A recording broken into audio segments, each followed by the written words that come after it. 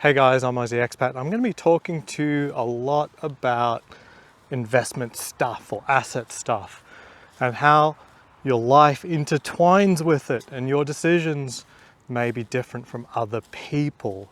Okay, I'm talking to you, Lex. Let's hit it.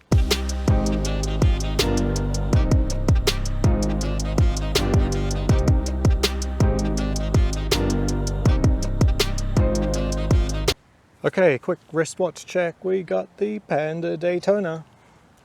All right, so a friend, Lex is still my friend. This is just finances. This is stuff in life that matters a little, a lot, doesn't matter at all.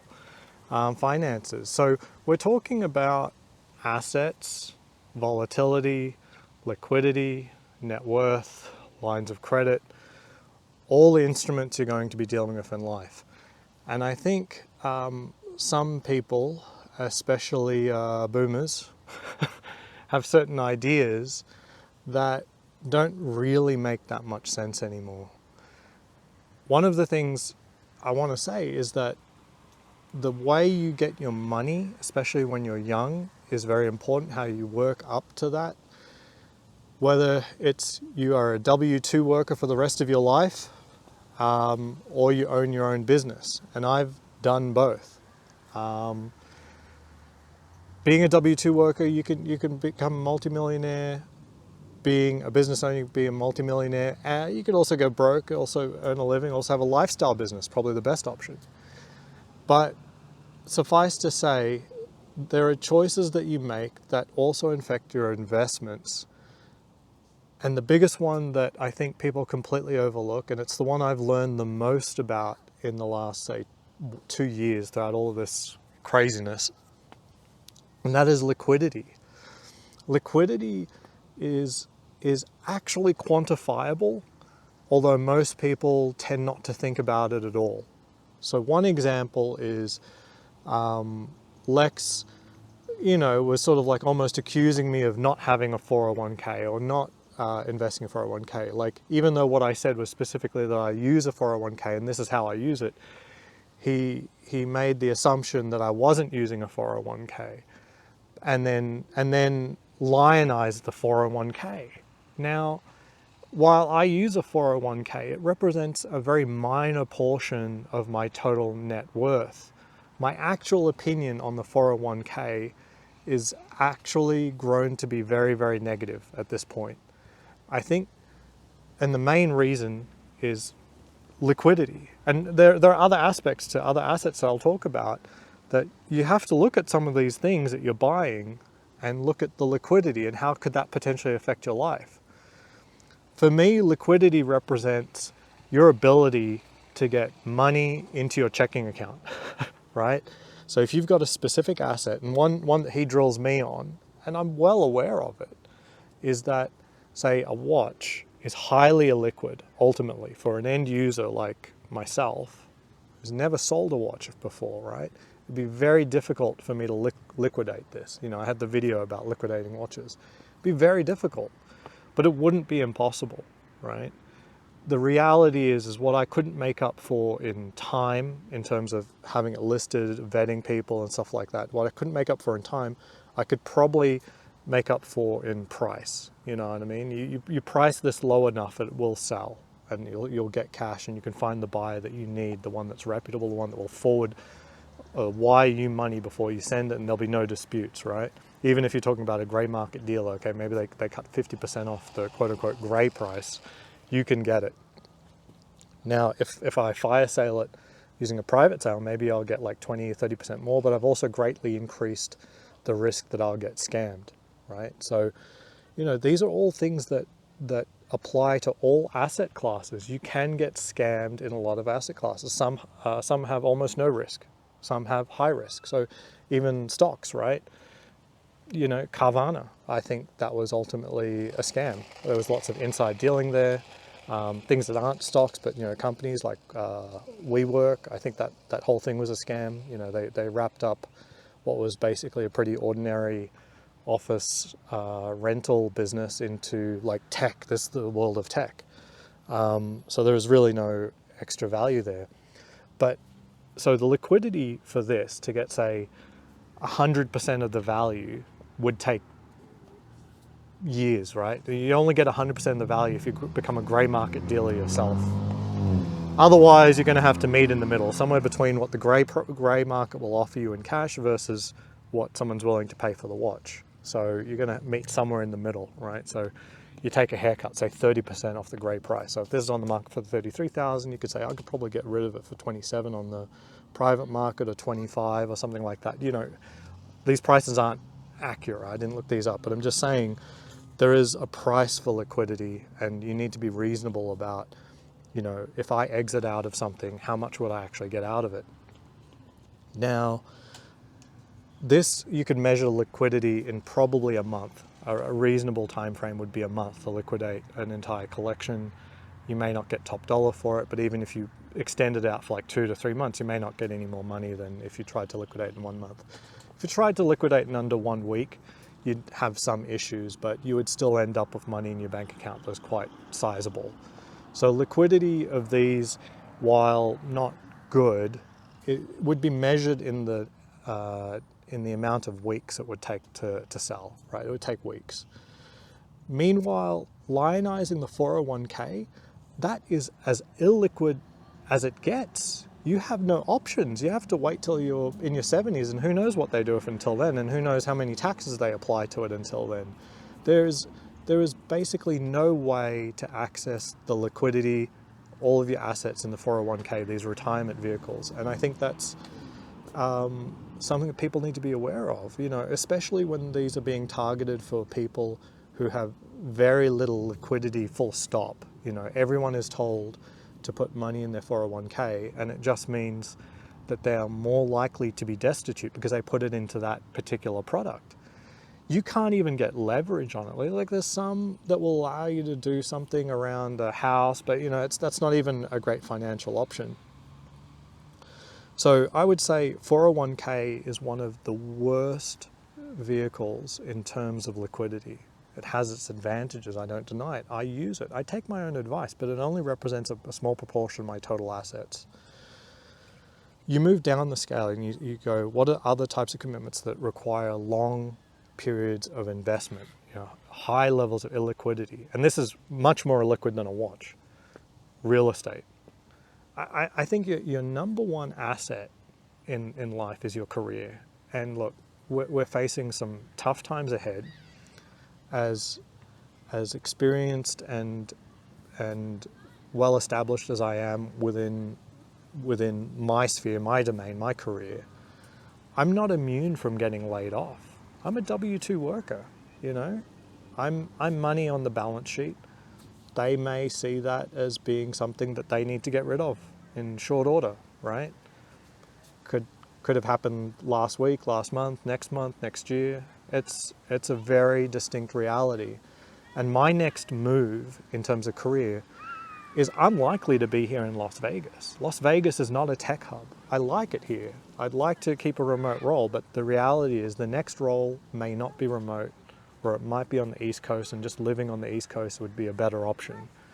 So if I had purchased, it would lock me here, and then my future career options were also locked here. And don't tell me, oh, you can just sell, or you can just rent out, or something like that. People don't work like that. People work in reverse, and they justify their decision making. They go, oh, well, the house is lovely. Oh, my mortgage rate is, you know, it's 3%. These are all good reasons. Like, that's objectively good reasons. But they're all objectively good reasons to end up crippling your career, basically. What's better, holding onto a house at 3% or being unemployed for a year? You know, it doesn't make any sense at all for someone who has a career like mine, where I am willing to move to where the work is, to say, oh, I'm going to invest in a house so that I could tie up a minor percentage of my total net worth in real estate, and then hunker me down somewhere where I don't want to be. And there are other reasons to move. Like, I have 2 young kids, so in the area that I'm at, there are good schools. All right, so this is not a bad area. I don't have to move because I want a good school. But what if that good school isn't right for my son, isn't right for my daughter? it's a good school, but it just isn't right for them. And there's a different school somewhere else, so maybe a different city, maybe a different state, maybe a different country. I'll do what's right for my family every single time, right? And in the meantime, I've never been in a position where renting was actually more expensive than a mortgage, and especially a mortgage plus all the costs and hassles. If I was to, instead of investing in, say, stocks and ETFs, convert that to a real estate portfolio, I'd need a real estate portfolio that would consist of like maybe 10 houses. I don't have time for managing 10 houses. I don't have time for even managing one. I want my landlord to do more. If I had to exit today, I'd be in serious, serious trouble. Most of the houses in the area around me right now have been on the market for over 100 days and continuing to count. And in fact, they're playing games, right? They're pulling the listing off the market and then relisting it again immediately just to make it look like a new listing and to try and shed the past of discounting. Now, if you want to exit a house right now, you need to fire sale it like you need to fire sale a watch. It's no different, except it's just far more liquid. And there are entry and exit costs that are associated with real estate that don't exist for watches. You've got all sorts of fees and stamp duties and taxes. And don't get me started on quote unquote outright owning a home. I think one of the most attractive things to me about the whole, owning a home is actually the mortgage product itself. I can have someone that I owe money to, and it's long term, and inflation will cut away into it like right now. That's a good position. The mortgage product is ultimately a really good product.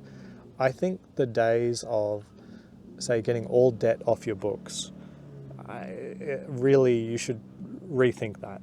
I mean, if you could pay off your home, the best that could happen is that you pay off all of your home. But maybe you should diversify, maintain your 100% exposure to your home just by maintaining your mortgage, and then also purchase stocks with the money that you've got left over from not paying off your mortgage early. And then you can have two allocations working in your direction. Or what some people do is they buy a second house, and they rent that out. And I'm like, that's okay if you've got the time. I don't have the time. So there's a lot of things to consider. And you look at those entry and exit costs, realistically, most of the time you're talking about needing about 7 years, with an average national rate of a home appreciation being 4% per year. Inflation adjusted, it's almost zero, right? It's not actually a great investment. What makes it good is actually the mortgage product. You get exposure to, say a $700,000 investment, and you're only in capital-wise by like 170,000, something like that. So what makes it a really good investment is actually the mortgage product. But if you aim to pay it all off, then I think it's a very, very weak investment. I mean, historical trend for homes is that 4%, but you'll completely eat into that with about 10 to 15, maybe even 20% of moving in and out between agency fees and whatnot. Meanwhile, you could take a 20% lick from grey going private, and you will still end up with your cash in shorter order, and it doesn't tie you down. Like you won't make decisions about your career based on your watch collection, right? So there's a lot of things to consider. One of the things that I didn't talk about is risk. So a lot of people don't understand how to do the calculations, honestly. So I'm an advocate for crypto. Do I think you should buy crypto? I don't care. To me, it forms part of quote-unquote alternative assets. And it should never represent a large portion of your portfolio. It should represent a minor percentage point representation in your portfolio. It should be minor. But is crypto an investment? Well, you look at the dimensions. It's highly liquid, unlike watches, real estate, 401k. You could sell out of crypto and be into cash in seconds, 24/7. It's more liquid than even stocks. It's extremely volatile. There's never been an instrument more volatile. But other instruments are also volatile. Is absolute volatility an issue? Well, you can handle that. You can dollar cost average in and sort of even out the volatility a little bit. It makes it hard to enter and exit because of that volatility. It may not be a right price at the right time. So you have to have, just like stocks, just like real estate, you need to have a suitable time frame where you know that the law of averages, that regression to the mean will work in your favor. And in terms of regression to mean, stocks, there have been periods where, say from 2000 to 2011, when it actually was flat. You know, went from a peak, went down, took 10 years to get back to the peak, and then went down again. So you need to have an outlook when you're holding that of like 10, 15 years. 15 years is probably realistic, considering the last time 10 years didn't really work out that well. So you need to go in for about at least 10 years. But if you dollar cost averaged in the entire way, the reality is only a tiny portion of your portfolio would be at the peak and still underwater for 10 years. That if you dollar cost averaged through the troughs as well, you're probably doing pretty well.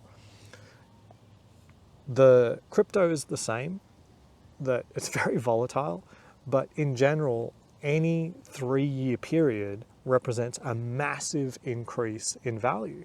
There's no 3-year period within Bitcoin where you're losing money. So you don't even have to wait that long to average out all the volatility. It's one of the most successful assets of all time, still highly volatile. Brings me on to another topic, don't get scammed. So one of the big issues has been all these centralized exchanges and stuff like that. So, yeah, but you know, one of the beauties of crypto is it means you don't have to rely on that. You know, you can be your own bank, take the assets out and not have to worry about it, and have them still fully fungible, still completely liquid. So there's no real reason that you should allow yourself to get, you know, hoodwinked like that. I will come clean. I lost $1,000 in FTX, but that's because I'm dollar cost averaging in, and $1,000 was simply the last time I'd made a payment recently, and it was still locked up. $1,000, it hurts. Doesn't hurt that much. Certainly lost a lot more money in stocks. So crypto, it's, you know, like for example, Carvana. I lost more money on Carvana. You know, I'm here to share my pain with you, right? I'm being honest. You know, I haven't won on everything. This year, I'm hugely down. But that's just the way things are. That's volatility. You got to ride it out. You got to look at your time horizons and say, you know, time horizon wise, I'm actually hugely up. I've lost a little bit of profit, but it'll come back again. Could take a long time. But more importantly, I'm liquid.